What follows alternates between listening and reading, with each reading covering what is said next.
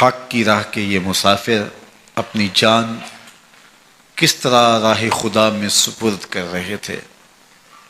اہل کوفہ سہمے ہوئے، ڈرے ہوئے ابن زیاد کے دربار میں بیٹھے تھے، اور امام حسین رضی اللہ تعالی عنہ کے قتل کا، ان کی شہادت کا انہیں دکھ تو تھا، لیکن ان کے اندر ہمت، طاقت اور توانائی نہیں تھی۔ ان کی تلواریں یزید کے ساتھ رہیں اور دل امام حسین رضی اللہ تعالی عنہ کے ساتھ رکھنے کی بات کرتے تھے۔ پھر یہ قافلہ کوفہ سے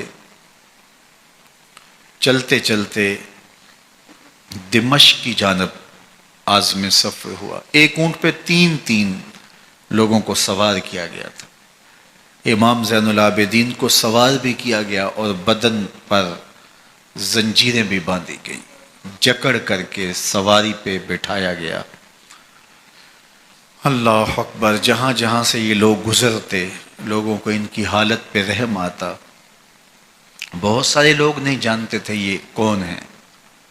عمومی طور پہ راستوں میں یہی بتایا گیا کہ کچھ باغی لوگ ہیں جنہوں نے حکومت سے بغاوت کی، تو ان کے کیفر کردار تک پہنچا دیا گیا۔ راستے میں ایک گرجا گھر آیا اور وہاں یہ لوگ رات رکتے ہیں۔ گرجا گھر کی دیوار پہ لکھا ہوا تھا: اترجو امت قتلت حسین شفاعت جدہ یوم الحساب۔ کیا وہ امت جنہوں نے حسین ابن علی کو شہید کیا، قیامت کے دن انہی کے نانے سے شفاعت مانگیں گے؟ کس منہ سے شفاعت طلب کریں گے؟ اسی حسین ابن علی کے نانا سے، جن کے بیٹے کو، جن کے شہزادے کو، نواسے کو ان لوگوں نے شہید کیا۔ جب یہ تقدس مآب قافلہ دمشق پہنچا تو راستے میں ایک شخص قرآن مجید کی تلاوت کر رہا تھا۔ اپنے مکان کی چھت پہ بیٹھ کے تلاوت کر رہا تھا، اور یہ قافلہ اس طرح سے گزر رہا تھا کہ شہیدوں کے کٹے ہوئے سر نیزوں کی نوک پہ تھے، اور عصمت شیار خواتین اور امام زین العابدین اونٹوں پہ بندھے ہوئے تھے۔ تو پڑھنے والا تلاوت کر رہا تھا کہ کہف اور رقیم یہ ہماری نشانیوں میں سے بڑی عجیب نشانیاں ہیں۔ تو جب وہ پڑھ رہا تھا تو سر حسین سے آواز آئی: یا تالی القرآن، اے قرآن پڑھنے والا، اصحاب کہف سے زیادہ عجیب قتلی و حملی، میرا قتل کرنا اور نیزے کی نوک پہ چڑھایا جانا ہے۔ یہ قافلہ یزید کے دربار میں پہنچتا ہے۔ یزید بہت خوش ہوا اور اس نے حضرت امام زین العابدین رضی اللہ تعالیٰ عنہ سے کہا کہ تمہارے باپ نے میری حکومت کے خلاف بغاوت کی اور وہ اپنے انجام کو پہنچے۔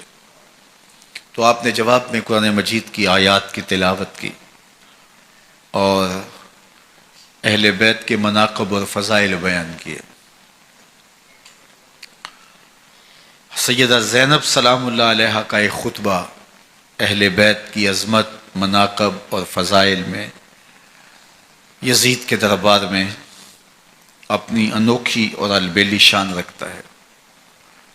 یزید پہلے تو خوش ہوا، لیکن جب اس نے لوگوں کے چہرے دیکھے تو وہ پریشان ہو گیا۔